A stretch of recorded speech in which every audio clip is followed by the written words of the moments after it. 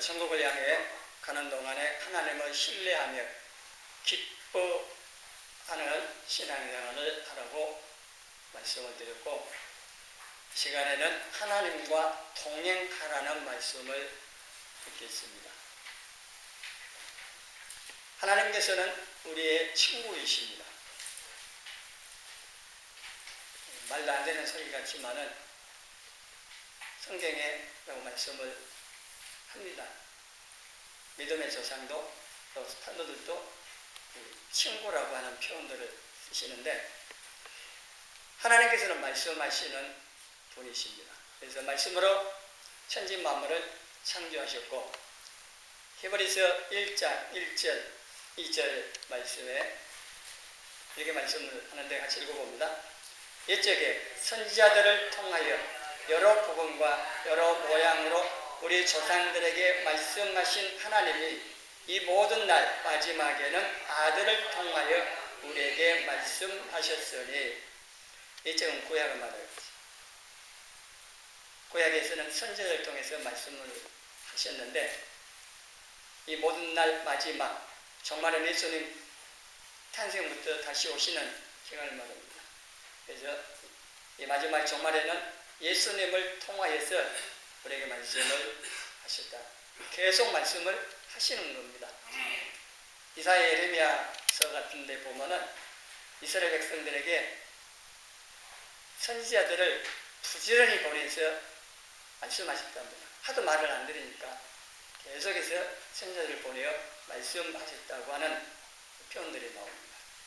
그 하나님께서 오늘 우리에게도 계속해서 말씀을 하십니다. 군대 같으면요, 한번 딱 말하고 명령 내리고 끝입니다. 안 하면은 하게 만드는 거죠. 근데 하나님께서는 우리가 말씀 안 들어도 계속해서 말씀하십니다. 근데 그게 계속이라고 하는 말이 좀 되긴 하지만은 한번 말씀을 하시진 않는다는 거죠. 여러 번 말씀하십니다. 그렇다고 계속 말씀을 하시냐? 또 그렇지 않기도 합니다. 계속이란 말은 좀 그렇고, 반복해서 여러 번 말씀을 하십니다. 끝까지 이렇게 안 되고 불순종하면 말씀 안 하시게 되겠지만은, 그래도 계속 말씀을 하신다고 표현을 할 만큼 우리에게 반복해서 말씀을 하십니다. 하나님께서 우리에게 말씀하실 때에 무엇보다도 성경 말씀을 통해서, 그리고 우리에게 기도를 통해서도, 그리고 환경이나 사람을 통해서도 말씀을 하십니다. 하나님께서 말씀하신다, 하나님 음성 들은다 그러면은 사람 입에서 나오는 이 소리, 육성을 듣듯이 하나님 음성 듣는 것으로 생각하면은 좀 곤란합니다. 하나님께서는 말씀하실 때 다양한 방법으로 우리에게 말씀을 하십니다. 계시의 수단들 여러 가지 있습니다. 근데 하나님 우리에게 말씀하실 때, 우리가 성경 읽을 때, 또 성경 말씀을 들을 때, 또 기도할 때, 때로는 꿈을 통해서도, 또 환경을 통해서, 사람을 통해서도 우리에게 말씀을 하십니다. 이러한 수단을 통해 우리에게 말씀하실 때 우리가 놓치지 않고 말씀하시는 말을 들을 수 있어야 됩니다.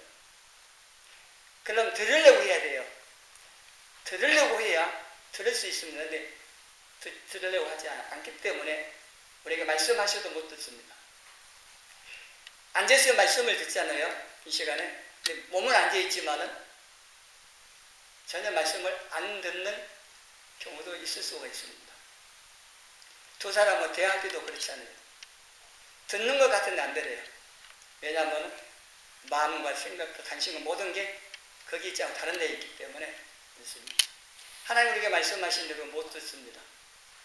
그거는 하나님의 말씀하시는 바를 들으려고도 하지 않는, 관심도 없고 마음과 관심과 생각이 모든 게 다른 데가 있습니다. 세상에 가 있어요. 세상에. 그래서 온갖 소리가 세상에 많은데 그 소리에 너무 익숙하고 그 소리에만 들으려는 것 때문에 하나님 우리에게 말씀하시는 바들을 듣지 못하고 놓치는 경우가 너무 많습니다. 이 시간에 저를 통해서 말씀을 하실 때 들을 수 있죠. 근데 예수님께서 말씀하시고 나서 하신 말씀 가운데 들을 귀 있는 자는 들으라고 하는 말씀을 하셔요. 예, 육신의 귀가 있어서 듣기는 듣는데 안 듣는 것과 같은 경우 많다는 얘기입니다. 또 듣고 깨달아야 합니다. 그 말씀을 받아들이고 깨달아야 하는데 하나님께서 우리에게 말씀하시는 우리가 말씀을 듣고자 하는 마음, 관심이 없어가지고 다 놓치는, 듣지 못하는 경우가 너무 많다고 하는 겁니다. 하나님께서 우리에게 계속 말씀을 하시는 이유 중에 한 가지가 우리와 동행하기를 원하시기 때문입니다. 친구와 같이 친밀한 대화를, 교제를 나누면서 함께 가기를 원하신다고 하는 겁니다. 그래서 말씀을 하십니다. 두 사람이 가는데 한 사람 계속 말하는데 다른 사람은 들으려고 하지 않고 가면은 그게 동행한다고 말을 해야 될지 모르겠습니다. 하나님 우리에게 계속 말씀을 하시는 우리가 들으려고도 하지 않고 관심도 없이 기껏해야 네가 원하는 것만 말씀을 드리는 독백하듯이 그냥 달라고 하는 것만 기도할 때라고 말을 하고 하나님 말씀하시는 말들은 듣지 않는 좀 비정상적인 이런 관계의 신앙생활을 하고 있기도 합니다. 하나님께서 우리에게 하나님의 말씀을 듣고 반응하며 살아야 하도록 하나님의 형상으로 창조를 우리를 이렇게 하셨는데 그래서 우리가 하나님의 말씀을 듣고 거기에 올바르게 반응을 보이고 하나님과 삶과 또 이런 친교를 통하여서 하나님을 닮아가도록 이렇게 하시는 것, 이게 매우 중요한 건데 우리는 이 부분을 소홀히 하고 있습니다. 하나님께서 아담을 창조하신 목적, 하나님이 왜 아담을 창조하셨을까요? 여러분 생각을, 성경 읽으면서요, 생각을 해보세요. 그 성경이 딱 기록하고 그런 것 같다 하고 끝날 게 아니라 질문을 해보시라는 겁니다. 하나님께서 하나님께서 아담을 왜 창조하셨을까? 하와를 왜 창조하셨을까? 얘들은 질문하기도 하거든요. 그러면은 여러분 대답하기 참 곤란한 경우도 있을걸요.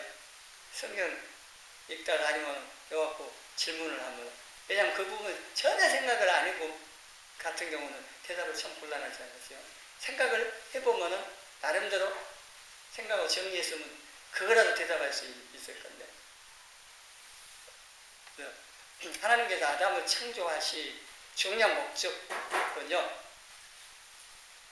하나님과 친밀한 교제를 나누는 대상으로 창조를 하셨습니다. 다른 것도 있는데 오늘 이 시간에 이 말씀 내용하고 연결해서 말씀을 드리는 겁니다. 중요한 겁니다. 이게 하나님께서 아담을 사랑의 친밀한 교제를 나눌 수 있는 대상으로 창조하셨다. 하나님께서 스스로 계신 분인데 뭐가 아쉬워서 뭐가 부족하다고 사람 만들어 놓고 섬김받고 영광받고 뭐 그러기 위해서 만드셨겠는가. 그런 부분도 있겠지만은요 무엇보다도 사랑의 친교를 나누기 위해서 물론 아담 없어도 돼요. 하나님 스스로 계신 분이 꼭 아담을 만들어 갖고 이 친구 하나 만들어 놓고 뭐 하는 요즘은 AI 있잖아요. 인공지능이 발전되어 갖고요. 로봇도요. 상당히 발전되어 있어요. 그래서 나이 드신 분들 친구로 대화 상대로 할 수 있을 만큼 그런 로봇도 지금 나오고 있거든요. 뭐 그럴 수도 있는데 하나님께서는 사실 그것도 사실 필요치 않습니다. 그런데도 특별한 하나님의 계획과 섭리와 목적을 가지고 이 인류를 아담을 창조를 하시는데 그 중요한 목적 중에 한 가지가 친교, 이 사랑의 어떤 가족, 대상으로 창조하셨다고 하는 부분이 있습니다. 하나님께서 아브라함을 택하고 부르시고요. 놀라운 말을 하십니다. 야고보서 2장 23절 같이 읽어봅니다. 이에 성경에 이른 바 아브라함이 하나님을 믿으니 이것을 의로 여기셨다는 말씀이 이루어졌고 그는 하나님의 벗이라 칭함을 받았나니. 이게 놀라운 거잖아요. 어떻게 창조주 하나님하고 피조물이 인간하고 벗이라 할 수 있겠어요? 근데 하나님께서 이렇게 칭했습니다.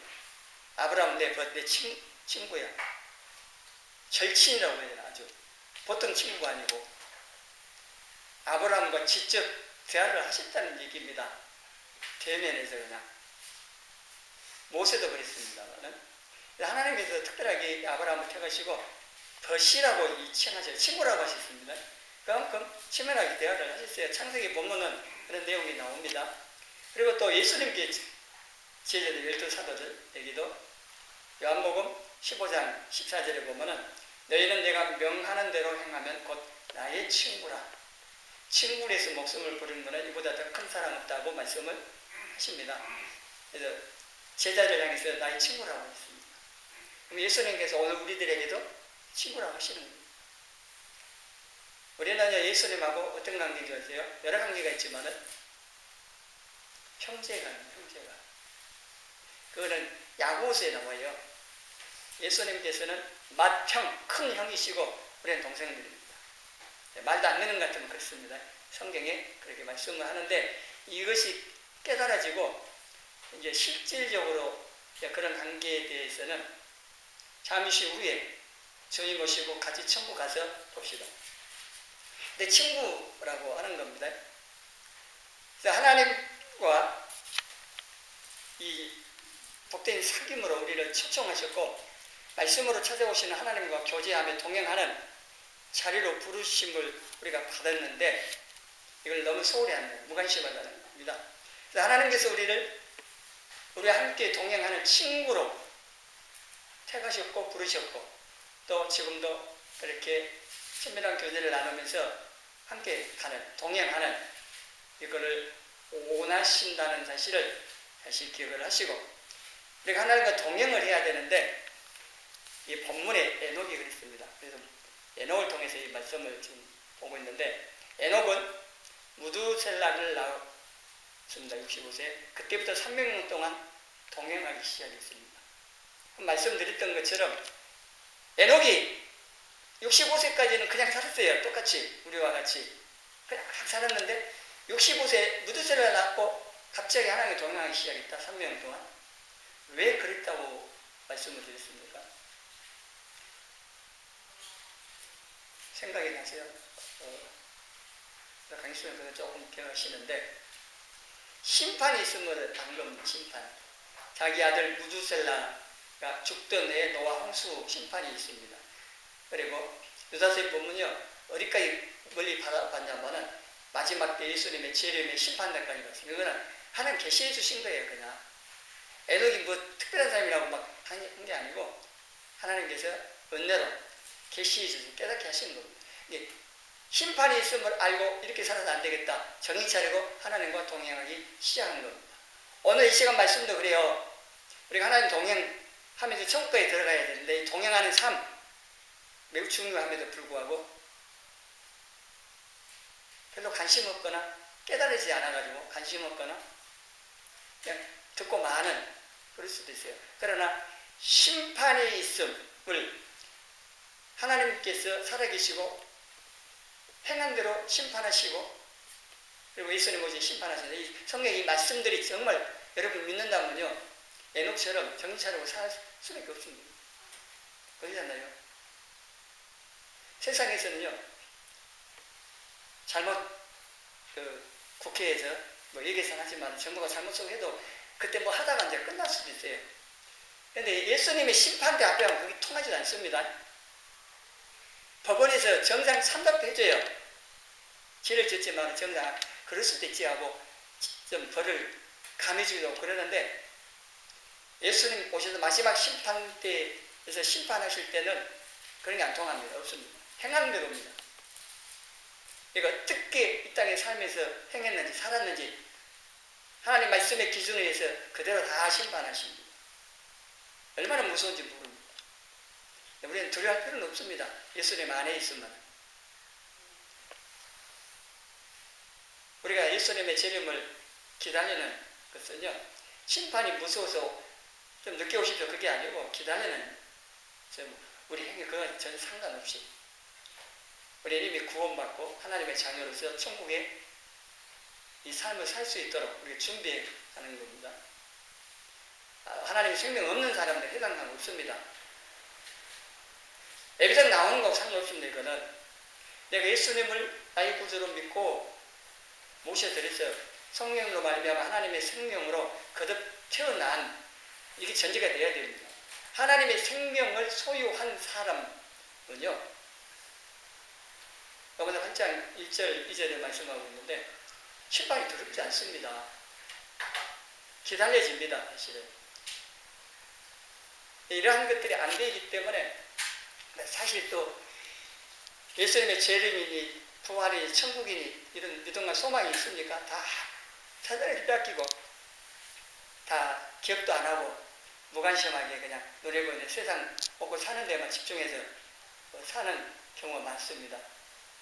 제가 자주 말씀드리는 것은요, 그렇게 사서는 안 된다는 겁니다. 육신에 사는 것은 우리가 나머지 삶이 이제 몇 년 남았는지 모르는데 이 삶 끝나는 거예요. 근데 그것이 이게 중요한 게 아니라 더 중요한 것은 이렇게 사는 이 삶이 천국으로 이어진데 그 천국의 삶이 더 중요해요. 그래서 예수님의 재림, 부활, 천국 이 믿음과 소망 없으면 이 삶 준비할 수가 없습니다. 그냥 세상 눈에 보이는 것만 쫓아 살다가 끝나는 겁니다. 하나님 그렇게 살라고 우리를 구원하지 부르신 게 아닙니다. 하나님 형상을 우리가 닮아가야 돼요. 다시 회복해야 되고, 그러기 위해서 또 이 하나님과 동행하는 사람도 중요해서 이 말씀을 드리는 겁니다. 에녹이 하나님과 300년 동행을 했는데 특별한 사람이라고 특별한 그게 아닙니다. 우리가 똑같은 삶을 살았습니다. 300년 또 동행하면서도 자녀를 낳았고요. 일상생활 다 했습니다. 달라진 점이 있으면 뭐예요? 똑같이 살았는데 심판이 있으면 알고 이제 정신 차리고 하나님을 찾고 하나님과 함께 사는 삶을 시작한 겁니다. 그럼 처음부터 잘했는가? 그렇지 않을 것 같습니다. 에녹도 이 하나님과 함께 사는 이 삶을 연습하고 훈련해가지고 300년 동안 가면서 이렇게 되어졌던 거지, 갑자기 어느 날 갑자기 딱 된 게 아니라는 거예요. 우리가 똑같으니까요. 여러분도 하나님 말씀 순종하려고 할 때 됩니까? 안 되잖아. 또 안 되지만 또 하려고 기도하고 몸을 치다 보면 또 될 때도 있고 이렇게 한다는 데가 갑니다. 아브라함이 갑자기 믿음의 조상이 된 게 아닙니다. 창세기 12장부터 22장 가정이 있어요. 그냥 된 게 아닙니다. 물론 하나님의 은혜가 있고 이끌어 주셨지만은 하여튼 그 가정이 있어요. 그냥 그 가정을 다 무시하고 아브라함이니까 그렇게 할 수 있어요. 그게 아닙니다. 에녹도 마찬가지입니다.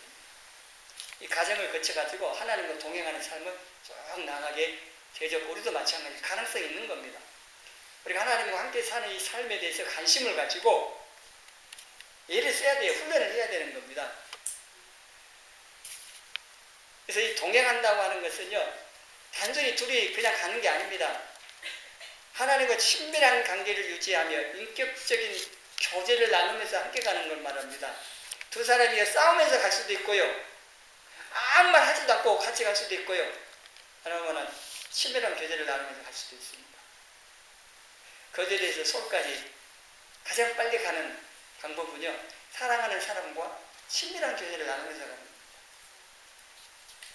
상대성 원리를 설명 그런 얘기도 하기도 한데요, 금방 언제 이렇게 시간 지날지 모를 정도로 시간 지나갑니다. 똑같아요. 시간은 흘러가는 게. 근데 사랑하는 사람과 친밀한 교제를 나누면서 가는 거하고 아무 말 없이 아니면 싸우면서 가는 거거든요. 느끼는 게 다르다는 얘기죠. 우리가 천국까지 가는데 삼위 하나님과 사랑의 친밀한 교제를 나누고 가면은요, 이 땅의 삶이 문제가 뭐가 있어요? 힘들어요? 길어요? 그런 게 없습니다. 사랑하는 주님과 함께 안 사니까 온갖 세상 것 때문에 눌려가지고 우리가 힘들어 이렇게 살아가고 있는 거죠. 에녹은 300년 동안 하나님과 이렇게 함께 살았습니다. 그래서 하나님께서 너 거기 있지만 그냥 와라 하고 죽음을 보지 않고 그냥 데려가셨습니다. 죽지 않고 갔던 사람 에녹과 엘리야 뿐입니다. 수사가. 우리는 에녹처럼 죽음을 보지 않고 바로 데려감을 당하는 이런 일은 우리에게 안 일어난다 할지라도 우리는 천국 들어갈 때까지 하나님과 동행하는 삶을 살기를 힘쓰라고 하는 겁니다. 그럼 우리가 하나님과 동행하는 삶을 살기 위해서 훈련을 해야 돼요. 그냥 되는 게 아닙니다. 이것도 상당히 어렵습니다. 왜냐하면 사단이 엄청 방해를 많이 해요. 그러니까 하나님 가까이 하려고 성경 좀 더 읽어보고 기도 좀 하려고 하면 어때요? 얼마나 많은 방해들이 있는 겁니다. 마음 먹고 한번 기도해보겠다고 작정이라고 하려면 눈 감고 기도하면은 별 생각이 다 들어옵니다. 사단이 방해를 합니다. 우리가 하나님 가까이 하고 하나님과 동행하는 삶을 사는 걸 하나님, 사단이 싫어하기 때문에 엄청 방해를 많이 해요. 우리 육신도 약하기도 하지만은요, 방해도 많아가지고 하나님과 함께 사는 게 쉽지가 않습니다. 그래서 훈련해야 돼요. 넘어지면 다시 일어나야 됩니다. 오뚜기 신앙이라고. 우리가 말씀대로 살다가 넘어졌다고 포기합니까? 다시 일어나야 돼요. 다시 말씀을 또 따라 살려고 하고 하나님과 동행하는 삶도 마찬가지로 훈련을 해야 되는 겁니다. 하나님과 동행하려면요, 말씀과 기도 생활이 필수입니다.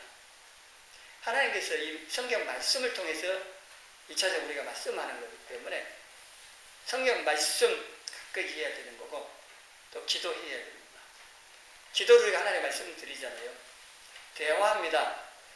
이게 말하고 듣고 이게 서로가 되어지는 게 대화, 교제고 친밀한 교제, 친밀 이렇게 되어지는데 하나님께서 우리에게 말씀하실 때에 그 말씀을 듣기 위해서 1차적으로는 성경을 펼쳐야 됩니다. 덮어놓고 믿는 게 아니라 펴놓고 믿어야 되잖아요. 성경을 딱 붙여가지고 성경을 읽어야 됩니다.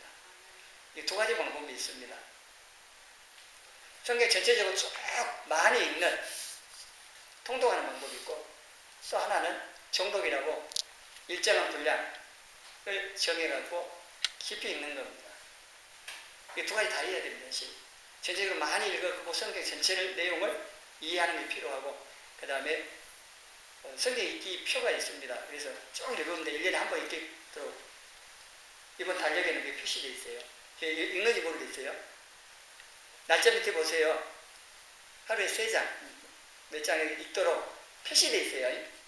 이번에 그 달력 그거 한 거니까 한번 보시고 한번 시도해 보시고 그 다음 또 하나 방법은 며칠 안 되는 이 분량을 가지고 합니다. 그때에 성령님께서 깨닫게 해달라고 하는 기도부터 하는 겁니다. 그리고 그 본문을 눈으로도 읽지만은요, 입으로도 읽어야 돼요. 소리 내서 읽으라는 거예요. 소리 내 읽으면 기도 듣잖아요. 또 여러 가지 효과가 있답니다. 그래서 소리 내요. 눈으로도 한번 읽고 입으로도 읽고 그 다음에 연필로 표시하면서 읽고 읽어요. 그리고 그 읽은 후에 그 말씀의 의미가 무엇인지 깊이 생각해 보는 거예요. 나름대로 성령님께 깨닫게 해달라고 기도했으니까 성령님 깨닫게 하시는 부분도 있을 거예요. 지금까지 들었던 배웠던 그런 모든 것을 다 동원했어요. 이 말씀의 의미가 무엇인지 또 때로는 다른 책들, 주석이들 여러분 주석까지 없겠지만 요즘은 인터넷 통해서도 할 수 있어요. 마음만 먹으면 다 할 수 있어요. 그래서 그런 의미들을 한번 생각해보고 그리고 그 말씀 가운데 내게 하나님 하시는 말씀이 또 무엇인지 그리고 그 말씀 가지고 이제 삶 속에서 사는 이 적용도 하고 그 다음에 이제 마지막으로 기도하는 이 말씀 깨달은 바를 깨닫고 끝나면 뭐 하겠어요? 살아야 되니까 살 수 있는 능력을 주시도록 이렇게 기도를 합니다. 그래서 우리가 하나님의 말씀을 가까이 해야만이 하나님의 말씀을 듣고 그게 반응을 보이면서 살아가는데 하나님의 말씀을 들었으면 반응을 보이는 것이 기도고요, 삶입니다. 우리는 기도는 뭐 달라고만 하는 것으로 생각하는데, 기도는요, 하나님의 말씀을 듣고 그에 대한 반응으로 말씀드리는 것이 기도예요. 그리고 그 말씀을 사는 것을 통해서 반응을 보여야 됩니다. 하나님 말씀하신 바를 내가 듣고 사는 이 기도와 이 삶, 이게 하나님 말씀을 들은 후에 바른 반응, 이게 나타나져야 하는 겁니다. 말씀을 듣지 않는 채 드리는 기도는요, 일방적 독백이 될 수 있고, 내 생각을 내가 말하고 마음으로 다시 듣는, 그래서 공환, 메아리가 되거나 중언부언 될 수가 있습니다. 저번에도 그렇게 말씀을 하고 있어요.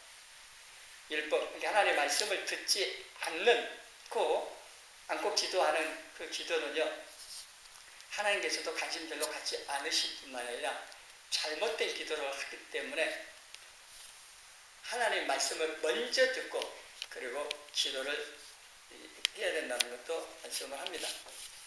그래서 우리가 이 말씀과 기도를 통해서 하나님과 교제하고, 그 다음에 이게 하나님을 동행하는 삶으로 나아가는. 한 가지 예를 해보니까 하나님의 임재 연습이라는 책이 있습니다. 거기에 로렌스 형제가 나와요.